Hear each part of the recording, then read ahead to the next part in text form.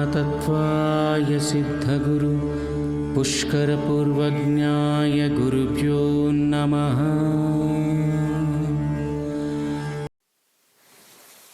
ಈ ದಿವಸ ಮಹಾಶಿವರಾತ್ರಿ. ಈ ಶಿವರಾತ್ರಿ ಪ್ರತಿ ವರ್ಷ ನಮ್ಮ ಭಾರತದಲ್ಲಿ ಅಥವಾ ಇಡೀ ವಿಶ್ವದಲ್ಲೂ ಸಹ ಇದನ್ನ ಆಚರಣೆ ಮಾಡ್ತಿದ್ದಾರೆ. ಇದೊಂದು ಪವಿತ್ರವಾದ ದಿನ. ನಮ್ಮ ಸನಾತನ ಧರ್ಮದಲ್ಲಿ ಶಿವರಾತ್ರಿ ಅಂತಕ್ಕಂಥದ್ದು ಪವಿತ್ರವಾದ ದಿನ. ಈ ದಿವಸ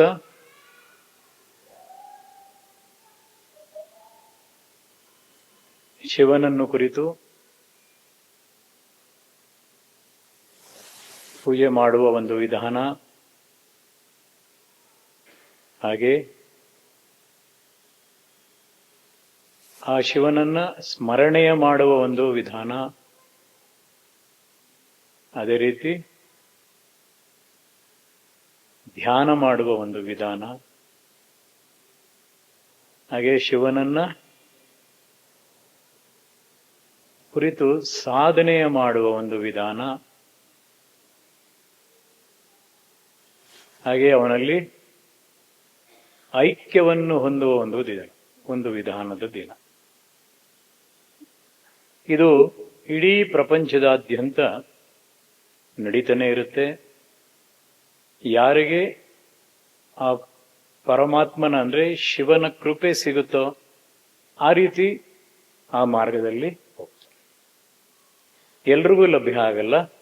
ನಾನು ಹೇಳಿದ್ನೆಲ್ಲ ಆ ರೀತಿಯಲ್ಲಿ ಅವರಿಗೆ ಪ್ರಾಪ್ತಿ ಸಿಗುತ್ತೆ. ಯಾರಿಗೆ ಅದು ಸಿಗುತ್ತೋ ಅವರು ಮಹಾಪುಣ್ಯ. ಹೌದಲ್ವ?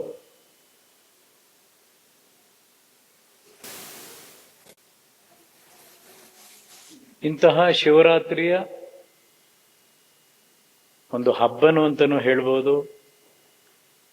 ಈ ದಿನ ಪತಿತ ಪಾವನ ಶಿವನ ಭಕ್ತರನ್ನ ಆ ಶಿವನ ಕೃಪೆಯಿಂದ ಶಿವನ ಭಕ್ತರನ್ನ ಉದ್ಧಾರ ಮಾಡಬೇಕೆಂದು, ಅಥವಾ ಪ್ರತಿಯೊಬ್ಬರು ಈ ದಿವಸ ಉದ್ಧಾರವಾಗಲಿ, ಯಶಸ್ಸು ಸಿಗಲಿ, ಶ್ರೇಯಸ್ಸು ಸಿಗಲಿ, ಆರೋಗ್ಯ ಸಿಗಲಿ, ಅವರ ಕೋರಿಕೆಗಳು ಈಡೇರಲಿ ಅಂದ್ಕೊಂಡು ನಂಬಿಕೆ ಇಟ್ಕೊಂಡು ಈ ದಿವಸವನ್ನು ಬೆಳಗಿನಿಂದ 24 ಗಂಟೆ ರಾತ್ರಿವರೆಗೂ ಕೂಡ ಮಾಡ್ತಾನೆ ಇರ್ತಾರೆ. ಆಮೇಲೆ ಮರ್ತೋಗ್ತಾರೆ. ಆದರೆ ಶಿವರಾತ್ರಿ ಅಂತಕ್ಕಂಥದ್ದು 365 ದಿನಗಳು ಕೂಡ ಮಾಡಬೇಕಾಗಿರ್ತಕ್ಕಂತಹ ಒಂದು ವಿಧಿ. ಅದನ್ನ ಅರ್ಥ ಮಾಡಿಕೊಂಡು ಅದನ್ನ ಪಾಲನೆ ಮಾಡಿ ಶಿವನ ಕೃಪೆಯನ್ನು ಪಡಿತಕ್ಕಂಥದ್ದು. ಆ ಶಿವ ಬಹಳ ಅವಿನಾಶಿಯಾಗಿರ್ತಕ್ಕಂಥವನು, ಅವ್ಯಕ್ತನಾಗಿರ್ತಕ್ಕಂತಹ ಶಕ್ತಿ, ಆಮೇಲೆ ಅಮರನೂ ಸಹ, ಅಭೋಕ್ತನು, ಅಶರೀರನು, ಸರ್ವಶಕ್ತಿವಂತನೂ ಸಹ, ಹಾಗೆ ಸರ್ವಾಂತರ್ಯಾಮಿನೂ ಸಹ ಅಂತ ನಮ್ಮ ಶಿವನ ಮಹಿಮೆಯನ್ನು ಶಿವ ಪುರಾಣಗಳನ್ನು ಓದುವಾಗ ತಿಳ್ಕೋಬಹುದು. ಹಾಗೆ ಇನ್ನು ಹಲವಾರು ಪುರಾಣಗಳಾದ ಸ್ಕಂದ ಪುರಾಣ, ಶಿವಸ್ತುತಿಗಳಲ್ಲಿ, ದಾಸ ಸಾಹಿತ್ಯಗಳಲ್ಲಿ, ಹಾಗೆ ಶರಣರ ಸಾಹಿತ್ಯಗಳಲ್ಲಿ ಬಹಳ ವಿಸ್ತಾರವಾಗಿ ಇದನ್ನ ಹೇಳ್ಕೊಳ್ತಾ ಬಂದಿದ್ದಾರೆ. ಹಾಗೆ ಆ ಶರಣ ಸಾಹಿತ್ಯದಲ್ಲಿ ಒಂದು ವಾಕ್ಯ ಇರುತ್ತೆ, ನೀರ ಕಂಡಲ್ಲಿ ಮುಳುಗುವರಯ್ಯ, ಮರವ ಕಂಡಲ್ಲಿ ಸುತ್ತುವರಯ್ಯ. ಮರ ಕಂಡ್ರೆ ಸುತ್ತಾ ಇರ್ತೇನೆ, ನೀರು ಕಂಡ್ರೆ ಮುಳುಗ್ತಾ ಇರ್ತೇನೆ. ಆ ಜಲ ಬತ್ತುವ ಜಲ, ಒಣಗುವ ಮರ, ಇಂಥದೆಲ್ಲ ಸುತ್ತಿರ್ತೀವಿ. ಸುತ್ತಬಾರದು ಅಂತಲ್ಲ, ಇಡೀ ವಿಶ್ವದಲ್ಲಿ ಶಿವ ಅಂತಕ್ಕಂಥದ್ದು ಚೈತನ್ಯ ಶಕ್ತಿ. ಅದನ್ನೇ ನಾವು ಸರ್ವವ್ಯಾಪಿ ಸರ್ವಾಂತರ್ಯಾಮಿ ಅಂತ ಹೇಳ್ತಾ ಇರ್ತೀವಿ.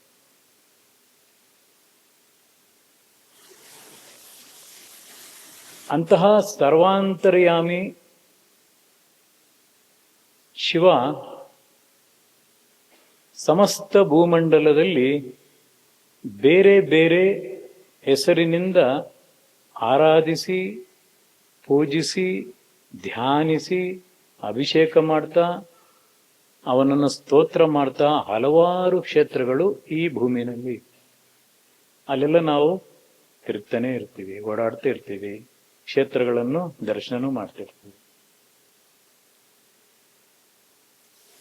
ಅಂತಹ ಕ್ಷೇತ್ರಗಳು ಎಲ್ಲಿದೆ? ಇಡೀ ವಿಶ್ವದಲ್ಲಿದೆ. ಒಂದನೇದು ಕಾಶಿ ವಿಶ್ವನಾಥ. ಹಾಗೆ ಇನ್ನೊಂದು ಉತ್ತರದಲ್ಲಿ ಅಮರನಾಥ. ಈಗೆಲ್ಲೂ ಸಾಮಾನ್ಯವಾಗಿ ಕಾಶಿಗೆ ಹೋಗ್ತಾರೆ, ಅಮರನಾಥ ಯಾತ್ರೆಗೂ ಹೋಗ್ತಾರೆ. ಆಮೇಲೆ ರಾಮೇಶ್ವರಕ್ಕೂ ಹೋಗ್ತಾರೆ. ದಕ್ಷಿಣದಲ್ಲಿ ರಾಮೇಶ್ವರ, ಪಶ್ಚಿಮದಲ್ಲಿ ಸೋಮೇಶ್ವರ, ಉಜ್ಜಯಿನಿ ಮಹಾಕಾಳೇಶ್ವರ, ಅನಂತರ ಹಾಗೆ ಹಿಮಾಲಯದಲ್ಲಿ ಕೇದಾರನಾಥ, ಕಾಂಗರದಲ್ಲಿ ವೈದ್ಯನಾಥ, ಮಧ್ಯಪ್ರದೇಶದಲ್ಲಿ ಓಂಕಾರನಾಥ, ಹಾಗೆ ದ್ವಾರಕಾದಲ್ಲಿ ಭುವನೇಶ್ವರ, ನೇಪಾಳದಲ್ಲಿ ಪಶುಪತಿನಾಥ, ಬಾಬಿಲೋನಿಯಾದಲ್ಲಿ ಶಿವೋಹ, ಈಜಿಪ್ಟ್ನಲ್ಲಿ ಸೇವಾ, ರೋಮ್ನಲ್ಲಿ ಪ್ರಿಯಪ್ಸ್,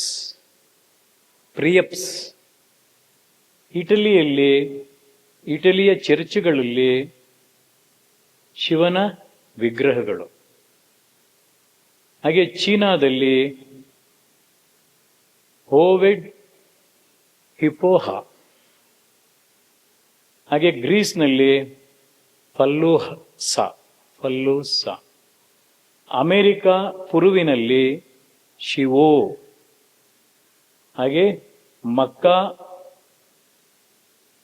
ಕಾಬಾದಲ್ಲಿ ಮಕ್ಕೇಶ್ವರ. ಹೀಗೆ ಪ್ರಪಂಚದಾದ್ಯಂತ ಶಿವನೇ ಇದ್ದಾನೆ. ಆದರೆ ನಮಗೆ ಗೊತ್ತಿರೋದು ಯಾವುದು? ಕೆಲವು ಮಾತ್ರ ತಿಳ್ಕೊಂಡಿರ್ತೀವಿ. ಬೇರೆ ಹೊರದೇಶಗಳಲ್ಲಿ ಶಿವ ಇಲ್ಲ ಅಂದ್ಕೊಂಡು ತಿಳ್ಕೊಂಡಿದ್ದೀವಿ. ಎಲ್ಲ ಕಡೆನೂ ಶಿವನ ಅಂಶನೇ ತುಂಬಿಕೊಂಡಿದೆ. ಆದರೆ ಕಾಲಗಳು ಬದಲಾವಣೆ ಆಗ್ತಿದೆ. ಮನುಷ್ಯನ ಮನಸ್ಥಿತಿಗಳು ಬದಲಾವಣೆ ಆಗ್ತಿದೆ. ಅವನ ನಡೀತಕ್ಕಂತಹ ಆಚಾರ ವ್ಯವಹಾರಗಳು ಬದಲಾವಣೆ ಆಗ್ತಾ ಇರುತ್ತೆ. ಇದೆಲ್ಲವೂ ಕೂಡ ಬದಲಾವಣೆ ಆದರೂ ಕೂಡ ಆ ಶಿವ ನಮ್ಮನ್ನು ಬಿಟ್ಟಿಲ್ಲ. ಯಾಕೆ ಬಿಟ್ಟಿಲ್ಲ?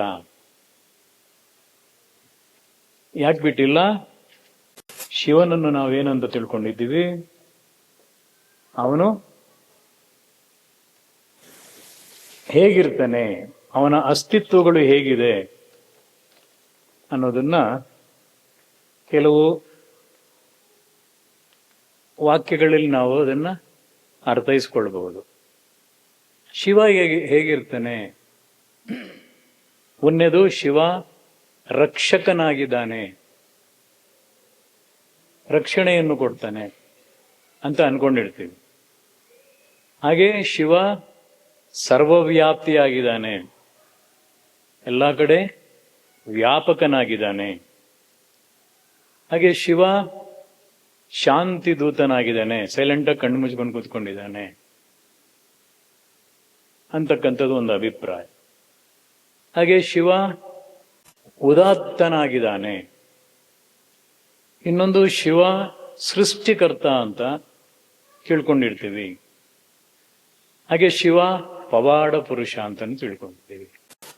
ಹಾಗೆ ಶಿವ ಶುದ್ಧಾತ್ಮನಾಗಿದ್ದಾನೆ ಅಂತ ತಿಳ್ಕೊಂಡಿರ್ತೀವಿ. ಇಷ್ಟೊಂದು ಪ್ರತಿಯೊಬ್ಬರಲ್ಲೂ ಕೂಡ ಒಬ್ಬೊಬ್ಬರಲ್ಲಿ ಒಂದೊಂದು ರೀತಿ ಶಿವನನ್ನು ಕುರಿತು ಅರ್ಥ ಮಾಡ್ಕೊಂಡಿದ್ದೀವಿ. ಹೌದಾ ಅಲ್ವ? ಒಂದೇ ತರ ಯಾರು ಶಿವನನ್ನು ಅರ್ಥ ಮಾಡ್ಕೊಂಡಿಲ್ಲ. ಆದರೆ ರಕ್ಷಕ ಅಂದ್ರೆ ಏನು? ರಕ್ಷಕ ಅಂದ್ರೆ ಏನು? ನೀವು ಅಪಾಯದಲ್ಲಿ ಸಿಕ್ಕಿದಾಗ ದೇವರು ನಿಮಗೆ ರಕ್ಷಿಸ್ತಾನೆ ಅನ್ಕೊಂಡು ಇರ್ತೀವಿ. ಹೌದ್ ತಾನೆ? ಅಪಾಯದಲ್ಲಿ ಸಿಕ್ಕೊಂಡಾಗ, ಕಷ್ಟದಲ್ಲಿ ಸಿಕ್ಕೊಂಡಾಗ ಭಗವಂತ ಶಿವ ನಮ್ಮನ್ನು ಕಾಪಾಡ್ತಾನೆ ಅಂತ ಒಂದು ಭಾವ. ಎರಡನೇದು, ಸರ್ವಶಕ್ತಿವಂತ, ತನ್ನನ್ನು ಶಕ್ತಿಶಾಲಿಯಾಗಿ ಶಕ್ತಿಶಾಲಿಯಾಗಿ ಕಾಣುವವರಿಗೆ ಅಥವಾ ಶಕ್ತಿಶಾಲಿಯಾಗಲು ಅವಕಾಶ ಸಿಗದವರಿಗೆ ದೇವರು ಸರ್ವಶಕ್ತ.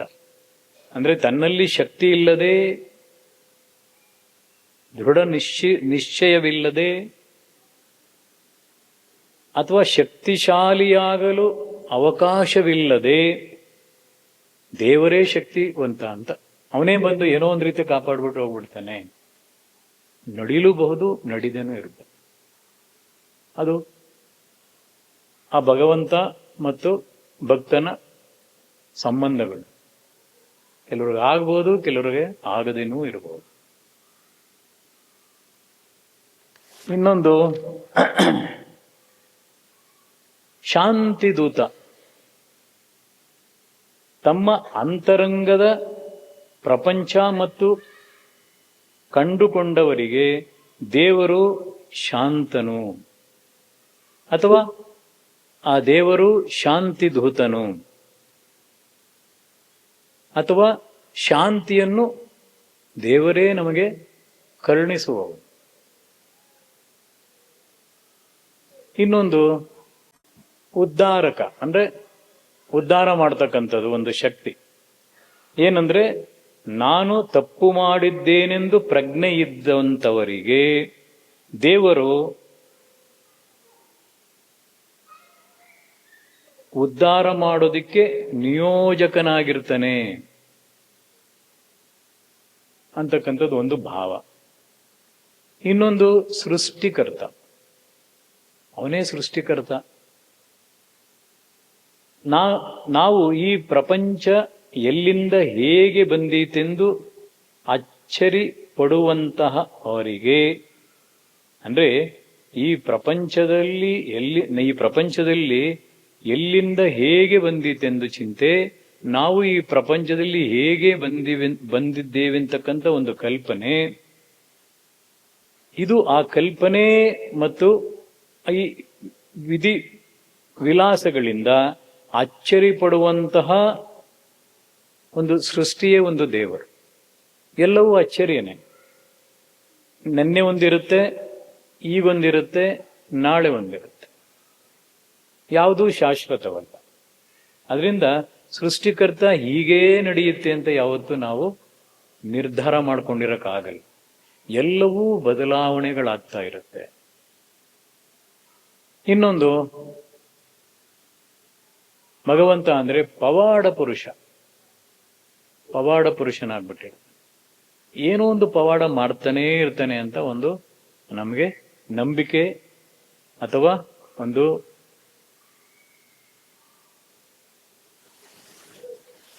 ನಂಬಿಕೆನೂ ಇರ್ಬೋದು, ಅಪನಂಬಿಕೆನೂ ಇರ್ಬೋದು. ಅಂದ್ರೆ ಪ್ರಕೃತಿಯ ನಿಯಮಗಳು ಇದ್ದಕ್ಕಿದ್ದಂತೆ ಯಾವ ಎಚ್ಚರಿಕೆ ಸೂಚನೆ ಕೊಡದೆ, ಮುನ್ಸೂಚನೆ ಇಲ್ಲದೆ ಭಂಗಗೊಂಡಾಗ ಆಗ ದೇವರು ಪವಾಡರಹಿತವಾಗ್ಬಿಡುತ್ತೆ. ಅಂದ್ರೆ ನಾಳೆ ಏನಾಗುತ್ತೆ ಅಂತ ಗೊತ್ತಿಲ್ಲದೆ ಇರುವಾಗ ಇದು ಪವಾಡ ಆಗ್ಬಿಡ್ತು, ಅನ್ಎಕ್ಸ್ಪೆಕ್ಟೆಡ್ ಏನೋ ಆಗೋಯ್ತು, ಪವಾಡ ಮಾಡ್ಬಿಟ್ಟ ಅಂತ ನಾವು ಆ ಭಗವಂತನ ಬಗ್ಗೆ ನಂಬಿಕೆಗಳನ್ನ ಇಟ್ಕೊಂಡಿರ್ತೀವಿ. ಇನ್ನೊಂದು ಶುದ್ಧಾತ್ಮ.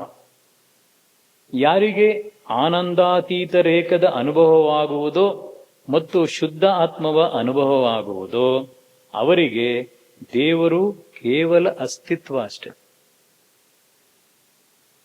ಅದನ್ನೇ ನಾವು ಅಸ್ತಿತ್ವ ಅಂದಾಗ ಸೋಹಂ ಅಥವಾ ಅಹಂ ಬ್ರಹ್ಮಾಸ್ಮಿ ಅಂತಕ್ಕಂಥ ಒಂದು ಸ್ಥಿತಿಗೆ ನಾವು ಆ ಕನ್ಕ್ಲೂಷನ್ಗೆ ಬರ್ತೀವಿ. ಪರಮಾತ್ಮನಿಗೆಲ್ಲ ಇದಾನೆ, ಕಣ್ಣಿಗೆ ಕಾಣದೇ ಇರತಕ್ಕಂಥವು. ಅದು ಕಣ್ಣಿಗೆ ಕಾಣಬಹುದು, ಕಾಣದೇ ಇರಬಹುದು. ಯಾರಿಗೆ ಕಾಣುತ್ತೋ, ಯಾವ ಮಾರ್ಗದಲ್ಲಿ ಯಾವ ರೀತಿ ಹೋಗುತ್ತೋ, ಯಾವ ರೀತಿ ಕರ್ಕೊಂಡು ಹೋಗುತ್ತಾರೋ ಅವರಿಗೆ ಈ ರೀತಿ ಅನುಭವಗಳು ಪ್ರತಿಯೊಬ್ಬ ವ್ಯಕ್ತಿಗೂ ಸಿಗ್ತವೆ. ಆದ್ರೆ ಇದಕ್ಕೆಲ್ಲ ಮುಖ್ಯವಾಗಿ ಈ ಪರಮಾತ್ಮ ಎಲ್ಲಿದ್ದಾನೆ? ಇಷ್ಟೊಂದು ನಾವು ಈ ವಿಶ್ಲೇಷಣೆಗಳನ್ನ ತಿಳ್ಕೊಂಡಿದ್ದೀವಿ. ಸೃಷ್ಟಿಕರ್ತ, ಚೈತನ್ಯ ಸ್ವರೂಪ, ಪವಾಡ ಪುರುಷ, ಏನೇನೋ ಅನ್ಕೊಳ್ತಾ ಇದ್ದೀವಿ. ಆದ್ರೆ ಈ ಪರಬ್ರಹ್ಮ ತತ್ವ ಆಗಿರ್ತಕ್ಕಂತಹ ಪರಮಾತ್ಮ ಎಲ್ಲಿದ್ದಾನೆ? 24 ತತ್ವಗಳ ಒಳಗೆ ಪರಮಾತ್ಮನಿದ್ದಾನೆ. 24 ತತ್ವಗಳ ಒಳಗೆ ಪರಮಾತ್ಮನಿದ್ದಾನೆ.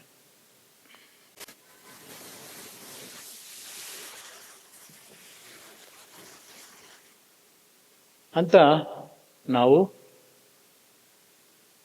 ಗುರುತಿಸ್ಕೊಳ್ತಾ ಇರ್ತೀವಿ. ಆ 24 ತತ್ವಗಳು ಯಾವುದು? ಆ 24 ತತ್ವಗಳು ಎಲ್ಲಿದೆ? ಆ 24 ತತ್ವಗಳ ಒಳಗೆ ಪರಮಾತ್ಮನ ಎಲ್ಲಿರ್ತಾನೆ?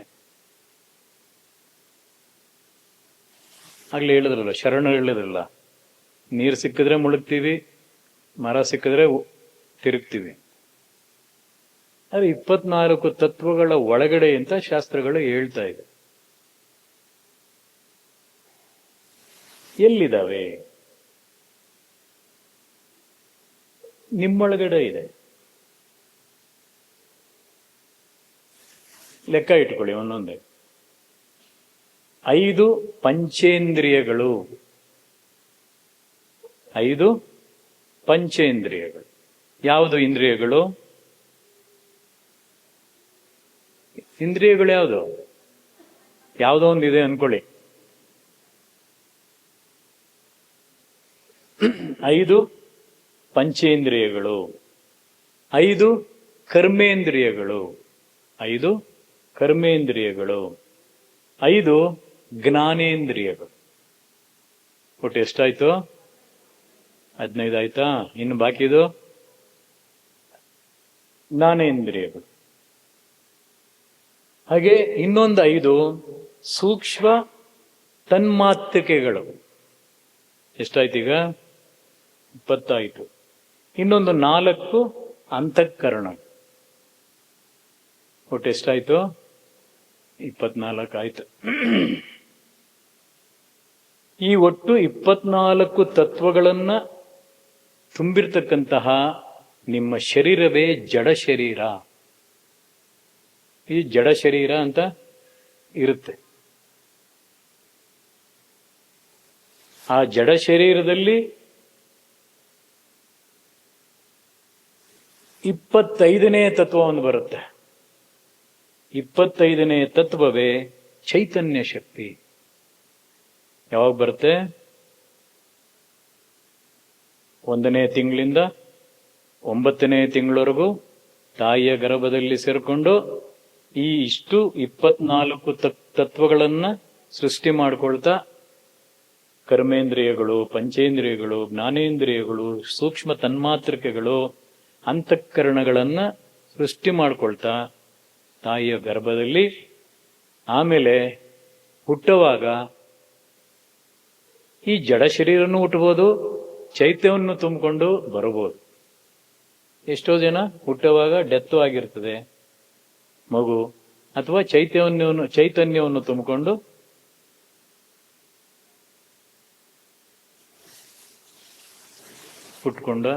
ಹುಟ್ಟುವಂತಹ ಅವಕಾಶಗಳು ಇರುತ್ತೆ.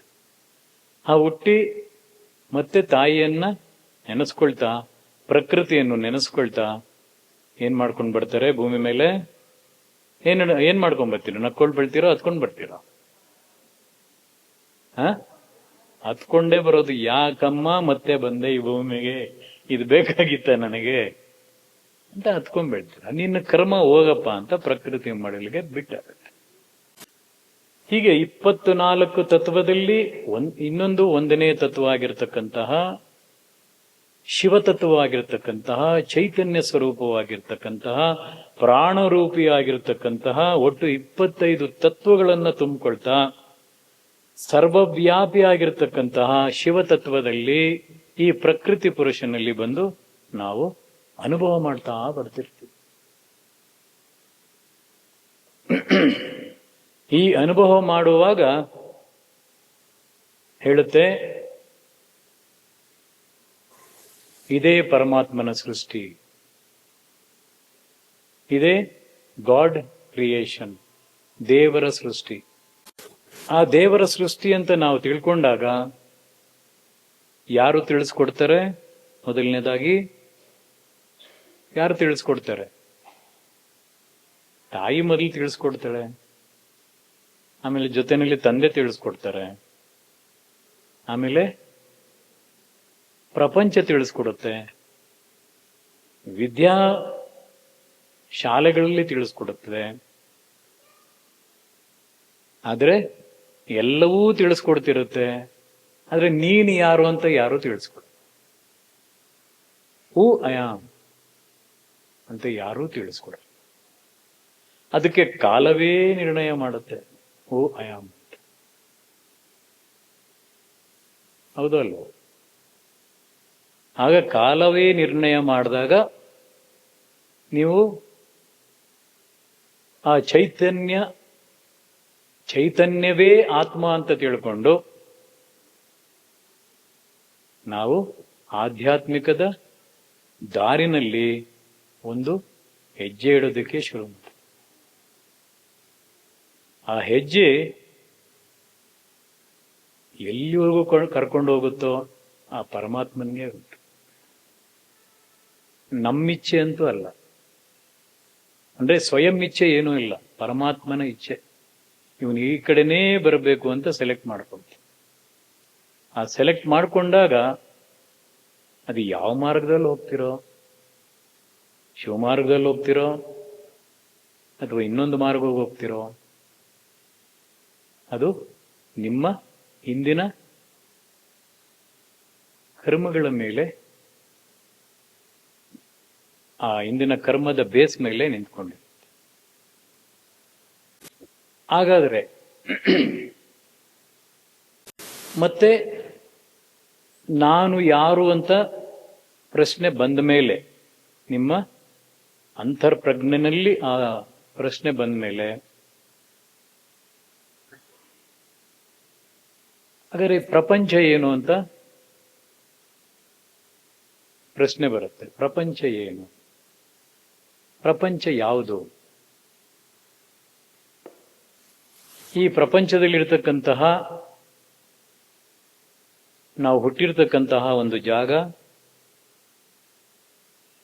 ಆ ಹುಟ್ಟಿರುವ ಪರಿಸರವೇ ಇದು ಶಾಶ್ವತನ, ಅಥವಾ ನಾನು ಹುಟ್ಟಿರ್ತಕ್ಕಂಥ ಈ ಮನೆಯೇ ಶಾಶ್ವತನ, ಪರ್ಮನೆಂಟ, ಅಥವಾ ನಾನು ಗಳಿಸಿರ್ತಕ್ಕಂತಹ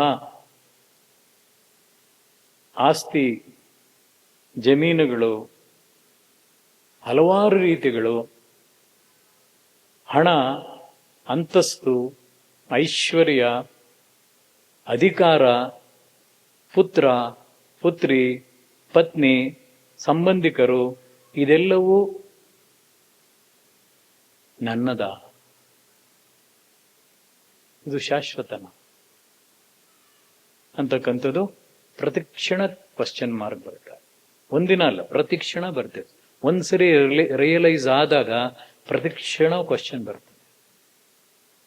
ಬರುತ್ತೆ, ರಿಯಲೈಸ್ ಆಗಿದ್ರೆ ಮಾತ್ರ, ಇಲ್ಲದಿದ್ರೆ ಬರಲ್ಲ. ಇನ್ನೂ ಏನೋ ಬೇಕು ಅಂತ ಒದ್ದಾಡ್ತಿರುತ್ತೆ. ಅದು ಇರುತ್ತೆ, ಯಾಕಂದ್ರೆ ನಾವು ಆ ರೀತಿ ಅಂಟ್ಕೊಂಡಿರ್ತೀವಿ. ನಾವು ಬಿಟ್ಟು ಹೋಗಕ್ಕಾಗಲ್ಲ.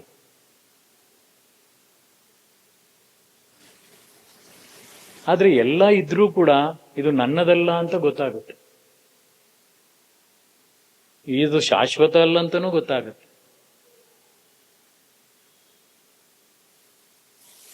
ಅದೆಲ್ಲ ತಿಳ್ಕೊಂಡ್ಮೇಲೆ ಒಂದಿನ ಎಲ್ಲವೂ ಹೊರಟೋಗ್ತಾ ಇರುತ್ತೆ. ಮೊದಲು ಶರೀರ ಏನಾಗುತ್ತೆ, 20-30 ವರ್ಷದಲ್ಲಿರ್ತಕ್ಕಂತಹ ಏನು ಸ್ಟ್ರೆಂತ್, ಫಿಸಿಕಲ್ ಸ್ಟ್ರೆಂತ್ 40 ಆದ್ಮೇಲೆ ಕಡಿಮೆ ಆಗುತ್ತೆ. 45 ಆದ್ಮೇಲೆ ಕಣ್ ಕಾಣಲ್ಲ, ಕಣಕ ಹಾಕೊಂತೀವಿ. ಆದ್ರೂ ಕೂಡ ಇನ್ನೂ ದೊಡ್ಡ ದೊಡ್ಡ ಕಣ್ಣು ಹಾಕೊಂತೀವಿ.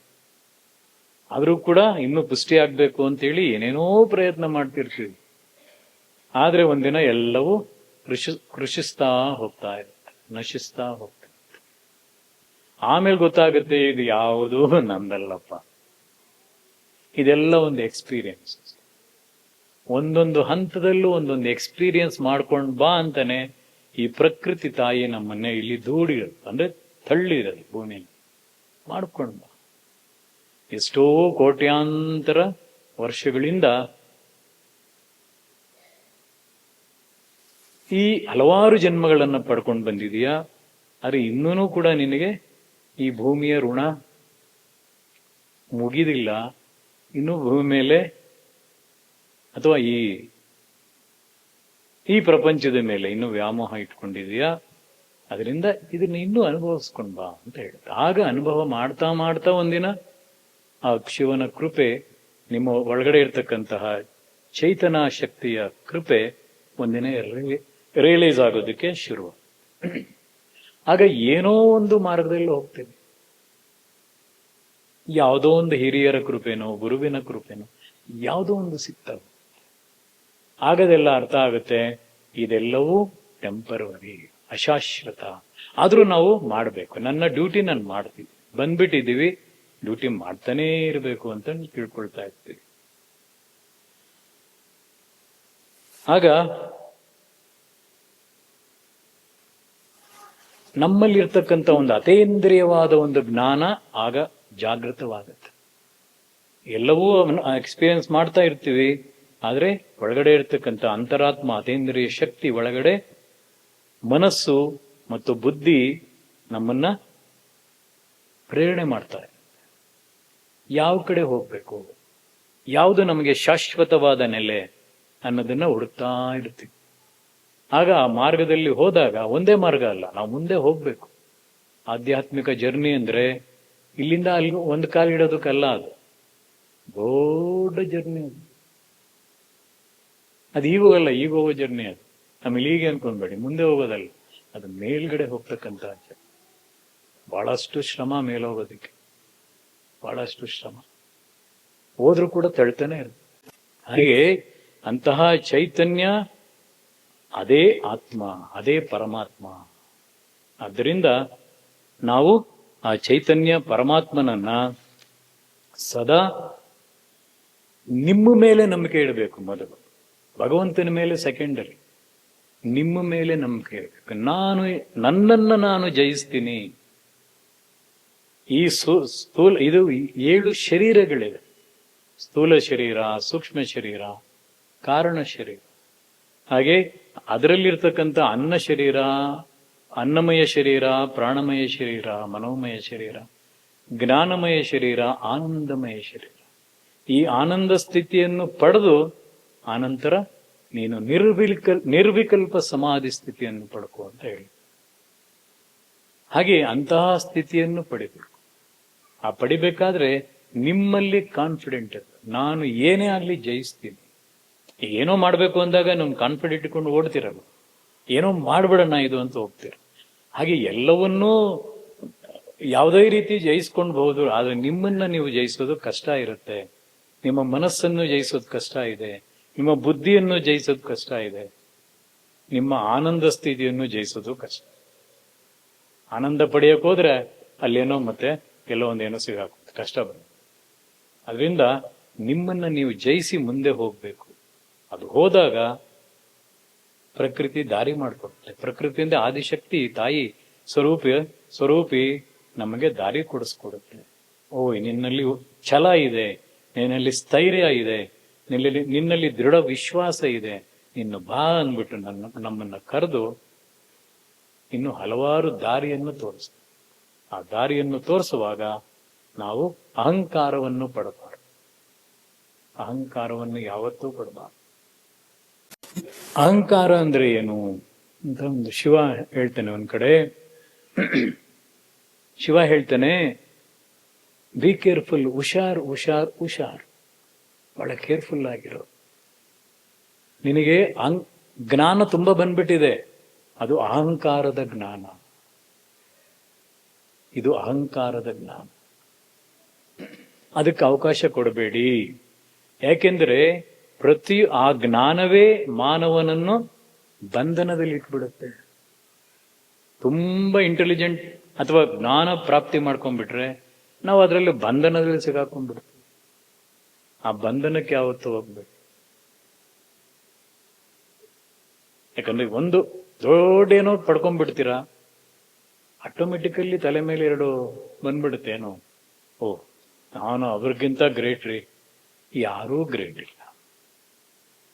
ನಮಗಿಂತ ಎಲ್ಲೋ ಇನ್ನೊಬ್ಬ ದೊಡ್ಡದಾಗಿರುತ್ತೆ ಜ್ಞಾನ ಬಂದ.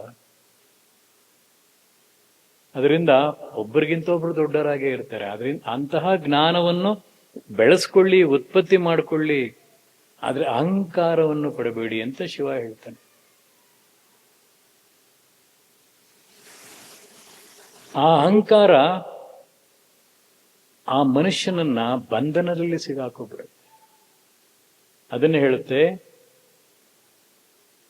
ಜ್ಞಾನ ಬಂಧಂ ಅಂತ ಹೇಳ್ಬಿಡುತ್ತೆ. ನಿಮ್ಮ ಅತಿಯಾದ ಜ್ಞಾನವೇ ಬಂಧನದಲ್ಲಿ ಸಿಗಾಕೊಂಡ್ಬಿಟ್ಟು ಮತ್ತೆ ಅಧೋಗತಿ ಹೋಗ್ಬಿಡುತ್ತೆ. ಅದಕ್ಕೆ ಅವಕಾಶ ಕೊಡಬೇಡಿ.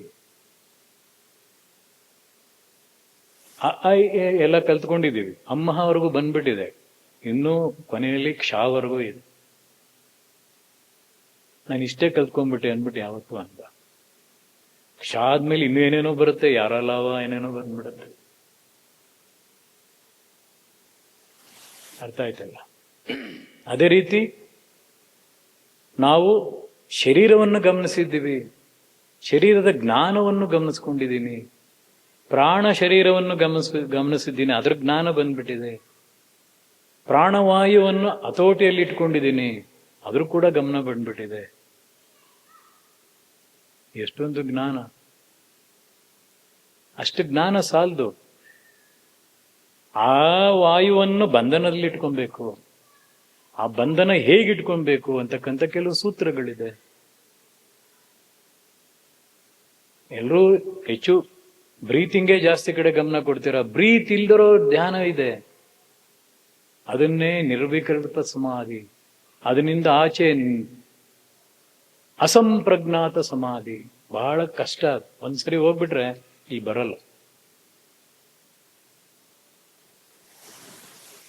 ಸೊ ಅಂತಹ ವಿಧಿಗಳೆಲ್ಲ ಇರುತ್ತೆ. ಅದಕ್ಕೋಸ್ಕರ ಎಷ್ಟೇ ಜ್ಞಾನವನ್ನು ತುಂಬಿಕೊಳ್ಳಿ, ಅಹಂಕಾರವನ್ನು ನನಗೇನು ಗೊತ್ತಿಲ್ಲ ಅಂತಾನೆ ತಪ್ಪೇ. ನಿಮಗ್ ಮಾತ್ರ ಗೊತ್ತಿರುತ್ತೆ, ನನಗೇನು ಗೊತ್ತಿಲ್ಲ.